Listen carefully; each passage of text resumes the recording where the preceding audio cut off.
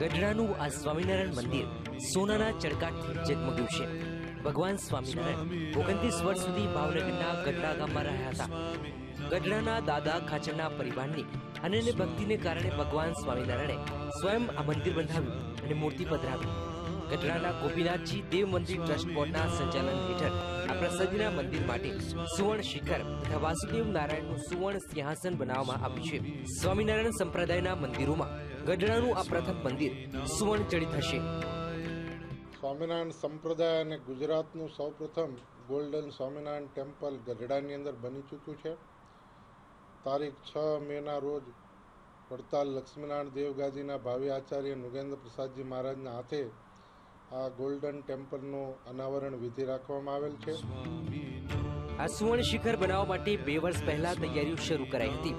અનાવરણ પ્રસંગે અહીં હરિયજ્ઞ, સત્સંગ સભા અને મહાપ્રસાદનું પણ આયોજન કરવામાં આવ્યું છે।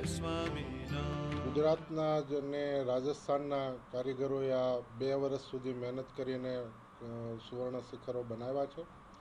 આના અંદર શિખરોની અંદર દ્વારની અંદર અલગ અલગ જગ્યાએ અલગ અલગ રીતે સુવર્ણ વાપરવામાં આવેલ છે અને હજારો હરિભક્તોની આ સ્વામિનારાયણ સંપ્રદાયની મુખ્ય તીર્થભૂમિ છે। સુવર્ણની કિંમત નથી, પણ આ મંદિર સાથે જે લોકોની ભાવના અને શ્રદ્ધા જોડાયેલી છે એનું મહત્વ છે। પ્રસાદીના ગણાતા મંદિરમાં મોટી સંખ્યામાં હરિભક્તો દર્શનાર્થે આવે છે અને ધન્યતાનો અહેસાસ કરે છે। સુવર્ણ શિખરનો અનાવરણ પ્રસંગ હરિભક્તો માટે જાણે પર્વ સમાન છે। નીતિન સોની, વીટીવી, ભાવનગર।